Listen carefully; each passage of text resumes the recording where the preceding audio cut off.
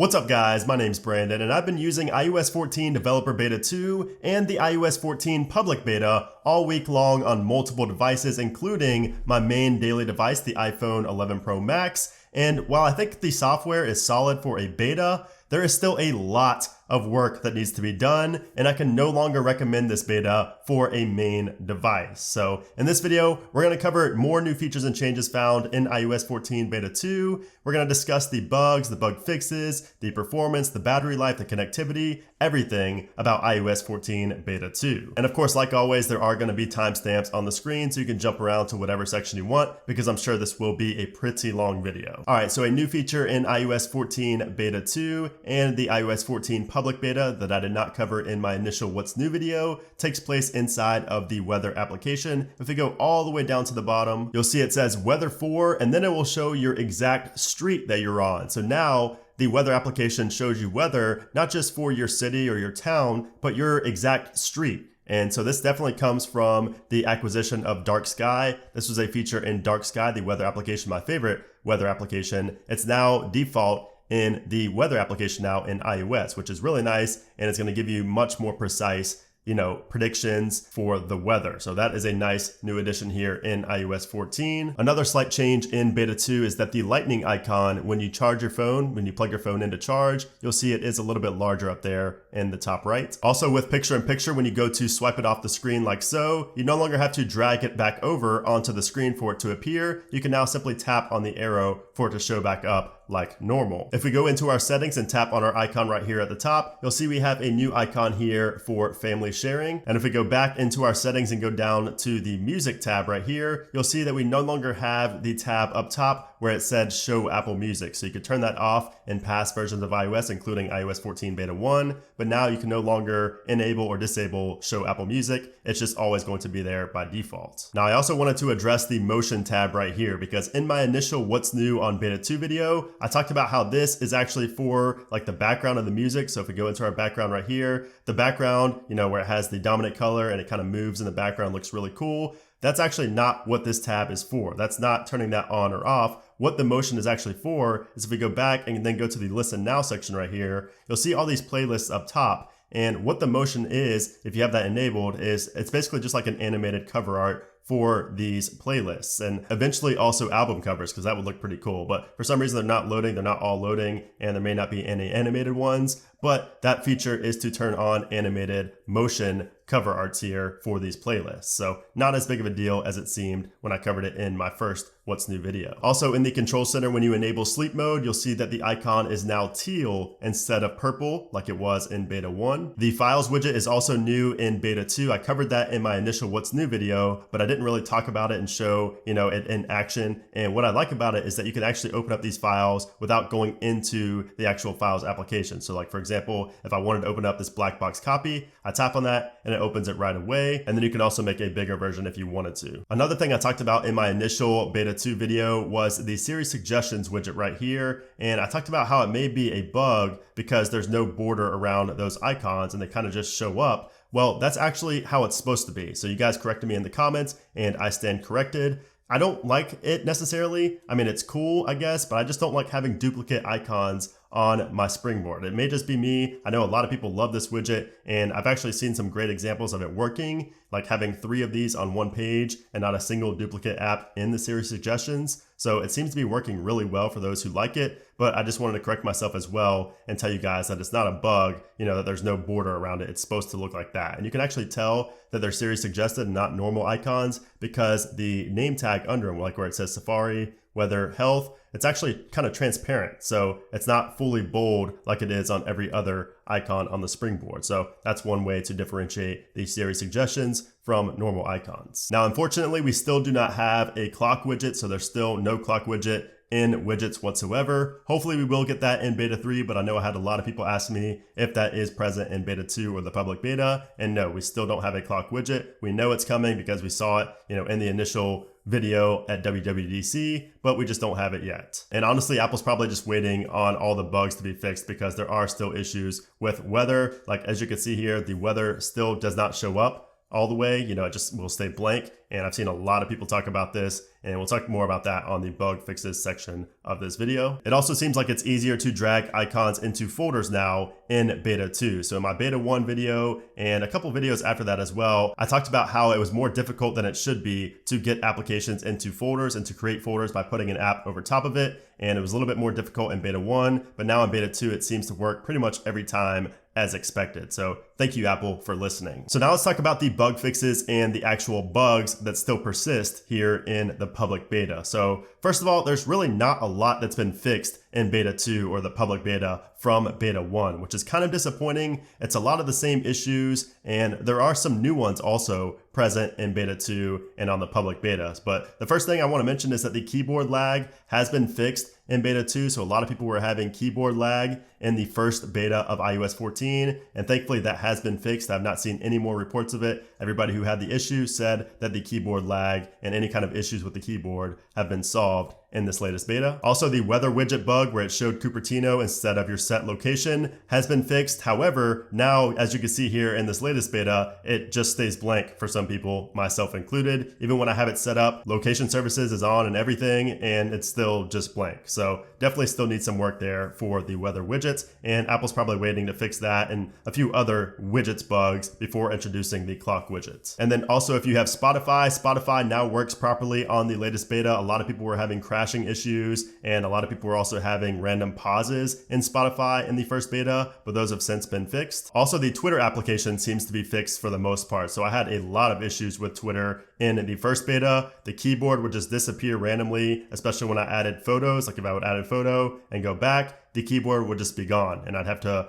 go out of the tweet, save it as a draft, and go back into it to have the keyboard back again. But that's been fixed in beta 2, and I'm sure there are a few other small bug fixes as well, but there are definitely a lot more new bugs and persisting bugs than there are fixed bugs. So the first one I want to talk about is the storage bug, and this is by far the most popular and the most catastrophic / annoying bug that I've seen so far on this beta. So if we go into my settings and go to general and my iPhone storage, take a look at how much my other takes up right there. So you can see the gray right there is the other. That takes up a lot of space. If we go all the way down, you can see it's taking up 9 and 15 gigabytes of other right here. So the other is the main thing we're looking at. That's where I think there's an issue with iOS 14. And if you think that's bad, take a look at my iPhone 11 Pro Max. First off, just take a look at how big that gray bar is there up top. And if we go all the way down to the bottom, you'll see that my other storage is a whopping 186 gigabytes. So that is definitely way too much. I've never seen that much other being taken up in any previous iOS version. So unfortunately, the storage bug has still not been fixed in the public beta, which is pretty disappointing, and I'm surprised Apple would even push this out with such a major flaw. So that is definitely something to be aware of. Now, this will be fixed in a future beta, hopefully in the next one, but definitely no promises yet. You would have thought, it would be fixed by the public beta, but that didn't happen. So I will keep you guys posted on the whole storage bug going on right here. Now, also FaceTime has a lot of issues in this latest beta as well. So for me personally, multiple times after I hang up a FaceTime call, a video FaceTime call, the FaceTime app would just crash. So like right when I pressed red, before it went back to the screen, like the main FaceTime screen, the app would just completely crash and I would have to reopen it up if I wanted to go back in there. So also other people on my Discord server have told me that FaceTime crashes during a call. And then other people on my Twitter and also my YouTube comments have told me that FaceTime makes their phone respring. So like when they go into FaceTime or sometimes when they get a call, their phone would just respring for no reason. So definitely some issues to be worked out still with FaceTime. And it's the same deal with the music application as well. So a lot of people are reporting that the music application crashes. Some people can't even listen to music at all because when they try to open the app, it just crashes. Other people say the Apple Music pauses and then it crashes. So just a lot of issues going on with Apple Music.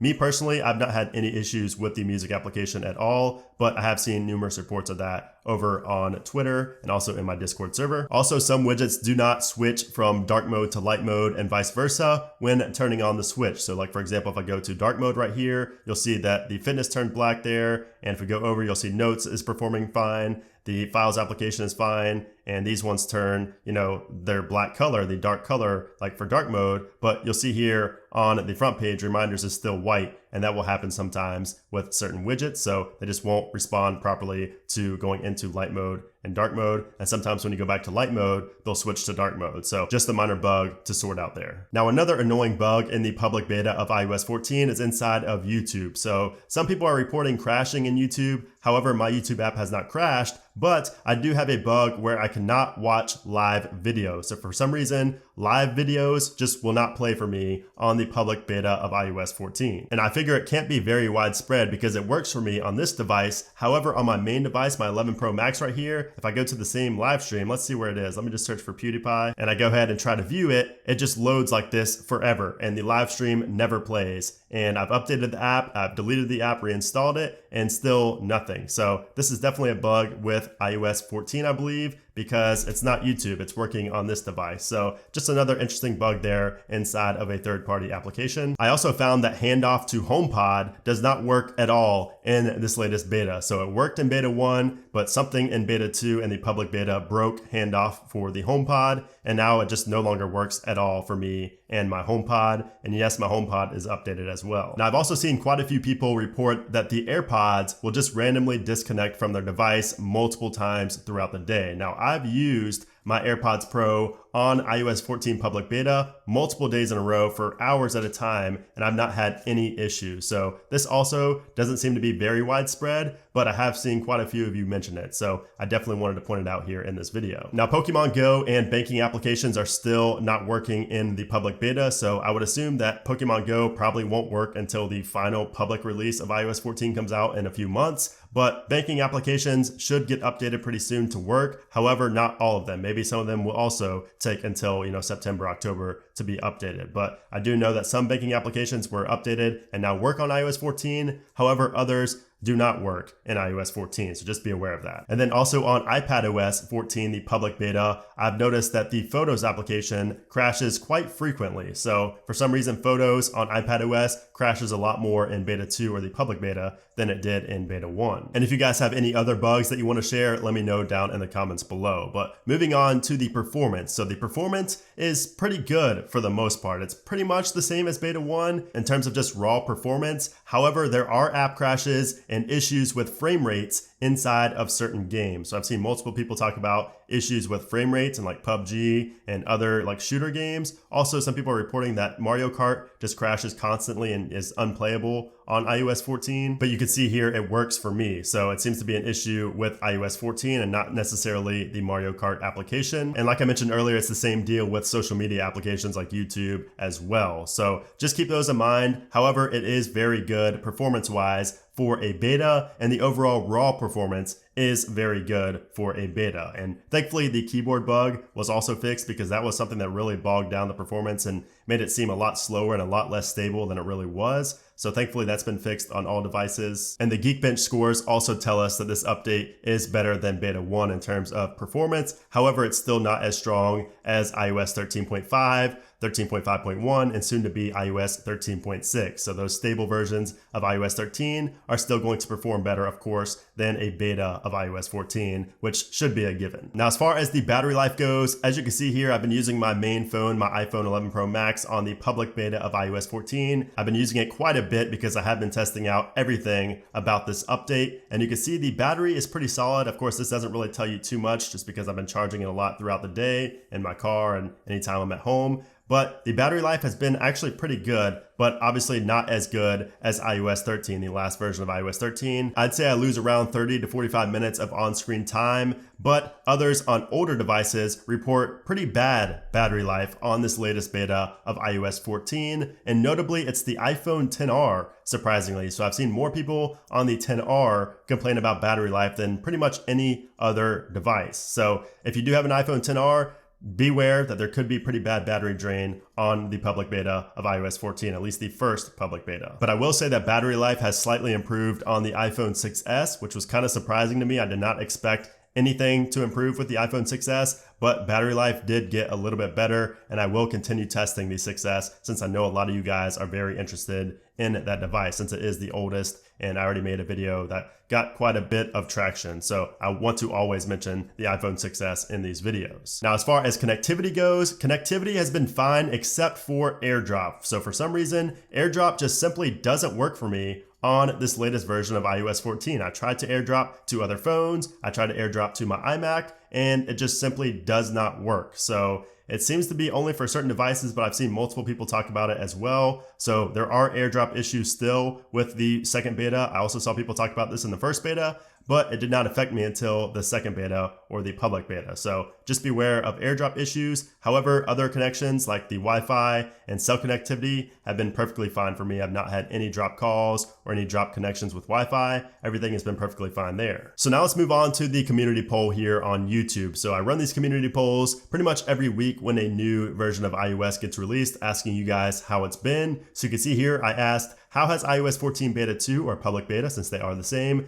how has it been for you so far? Also leave a comment with the device you're using. So for me personally, I'm gonna go ahead and put good, just some minor bugs. And you can see there the percentages. So we have 13% saying excellent, no annoying bugs, 23%, which is the most, saying good, just some minor bugs, 7% saying decent, buggy, battery and storage issues, 2% saying terrible, I had to downgrade, and then 55% are not on iOS 14 yet. So most people are having a good experience with just some minor bugs here in iOS 14 Beta 2 or public beta. Let's go ahead and read some of the comments. And by the way, that was almost 5,000 votes within 5 hours. So I appreciate every one of you guys who votes in these and leaves detailed comments about what's going on with your device, good or bad. And I always like when you mention your actual device as well. It really helps me to, spread the information out and let other people know, what they can expect possibly on their device. So you can see here some of the most thumbs up, and I'm going to read others as well. You can see here, Tech for All says, when I get incoming calls, sometimes it doesn't go to the banner like I have it set to do in the phone settings. So annoying, like it takes up my whole screen even though I have the option checked. So he said it also happened in Developer Beta 1. So yeah, I was going to mention that in settings that you can change it,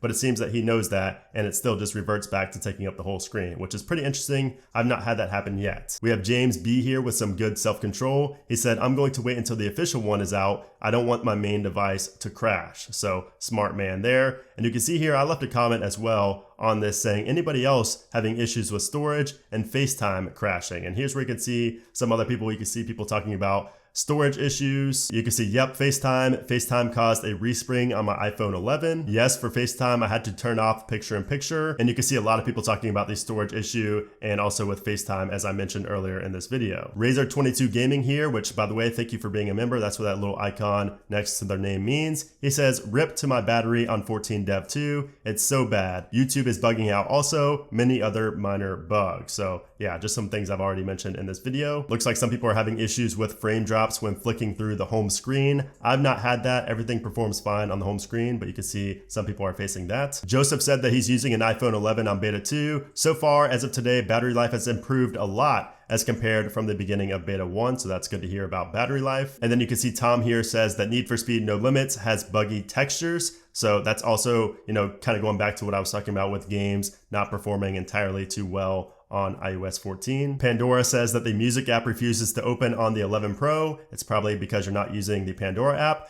and it also freezes while trying to change the wallpaper. So pretty interesting bugs there. And then you can see here people on the iPhone XR saying battery life is terrible. That's what Kyle said right there. I've also seen a lot of other people mention that as well. Amazon Music crashes. And then it looks like some people are still having email issues right here as well. So he said that mail shows unread messages even though I have no unread mails. And then he says battery has also been fine on his 11 Pro Max. So there are a lot of comments in there. I try to read them all. And if you guys want to read more about other people's experiences, feel free to go to the community tab and read up on those comments. And I appreciate all you guys for voting and commenting on those polls. So now, should you install iOS 14 Developer Beta 2 or the public beta? And I say no. I would not recommend installing this anymore on a main device. Mainly because of really a couple of things. So number one, the storage issue. That's probably the main reason and the main reason that's deterring a lot of people from installing this in the first place. So I would not recommend it for that. Also the random crashes, so like I talked about in FaceTime and just other applications. We also have random resprings. We have battery drain from people, especially like on the iPhone XR. So you may have bad battery life, and just overall performance is not going to be as good as whatever you're on now. So if you're on iOS 13, you are going to notice a drop in performance. It is good. Like I said, the performance is good for a beta, but the key word there is for a beta. This is not a stable